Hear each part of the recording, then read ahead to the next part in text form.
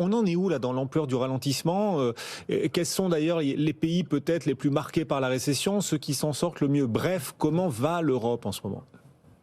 Alors l'Europe va plus ou moins bien selon l'angle avec lequel on regarde. Bien entendu, on va penser d'abord à la crise énergétique. Et là, c'est l'Allemagne qui est la plus vulnérable, avec un potentiel de récession autour de moins 2%, même s'il y a des aides effectivement budgétaires et des aides aux industries et aux ménages qui sont sorties. Si on regarde sous l'angle des taux, vous avez mentionné donc la hausse des taux aux États-Unis, on a eu une hausse des taux en Italie qui est préoccupante.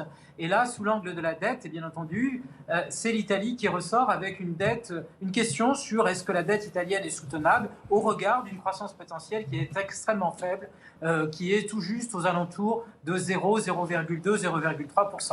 Et puis après, on a des économies intermédiaires, l'Espagne, mais aussi la France.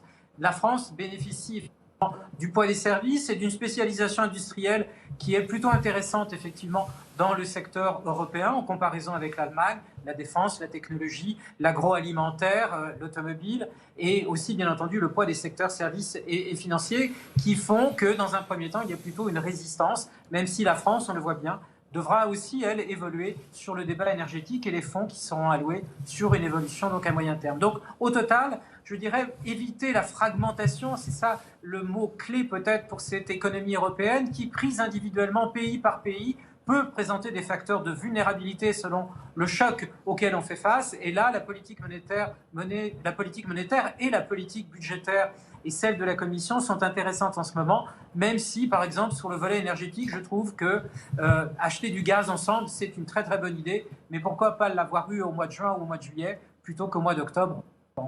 Oui, et puisque vous parlez d'énergie, nos spécialistes du jour de valeur ajoutée sont à l'achat sur le titre GTT. Les spécialistes qui seront avec nous d'ailleurs tout à l'heure à partir de 15h45 de valeur ajoutée et notamment Aymeric Lang pour Erasmus Gestion. Merci beaucoup de nous avoir accompagnés aujourd'hui. Patrice Gautry depuis l'Union Bancaire Privée. Le CAC 40 hésitant, on est stable, 6065 points en ce moment pour le marché parisien.